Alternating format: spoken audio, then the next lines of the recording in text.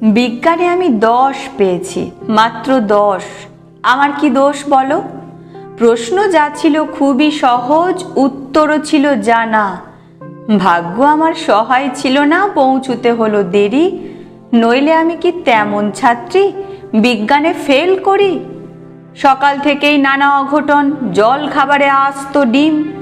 রান্নার মাসি নিয়ম জানে না, ডিম খেতে নেই, কেননা গোল অমলেট দিলে দোষ কেটে যেত, লেটার মার্কস পেতাম ঠিক। ভাগ্য আমার সহায় ছিল না, যেতে দেরি হলো অত্যাধিক। ঘর ছেড়ে যেই বেরুতে যাব, দাদু হেঁচে দিল, হ্যাঁচো। ঠাকুরমা তাই রেগে মেগে কাইমাকে বললেন, বৌমা, হাঁচি পড়ল, বেরোয় না যেন। টিক টিক টিক তক্ষুনি মা বললেন, ঠিক আছে ঠিক আছে, একটু বসে যাবে টুনি। অগত্যা তাই বসতে হলো। হাঁচির বিপদ যেই না কাটলো, চৌকাঠে পা আবার পড়লো বাধা। টুনি, ঘরে বসে যা।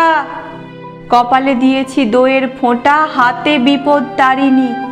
কোমরে ঝুলছে ঢাউস মাদুলি, বিপদ এড়াতে পারিনি।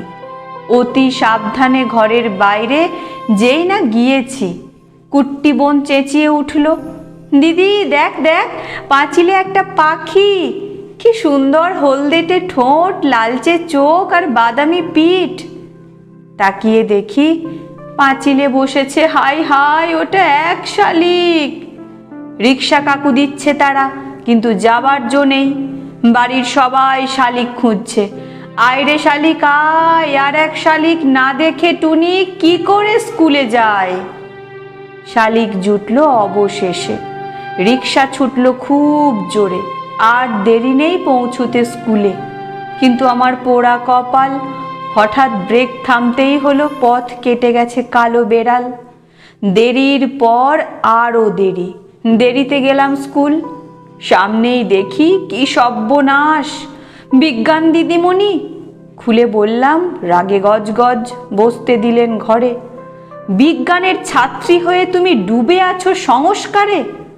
মুক্তমনা দিদিমণি অনেক বকাঝকার পরে প্রশ্নপত্র এগিয়ে দিলেন, খাতা দিলেন। হঠাৎ চেয়ে দেখি পলা নীলা শঙ্খে ভরা দিদিমণির হাতের আঙুলগুলো। বিজ্ঞানে আমি 10 পেয়েছি, মাত্র 10। আমার কি দোষ বলো?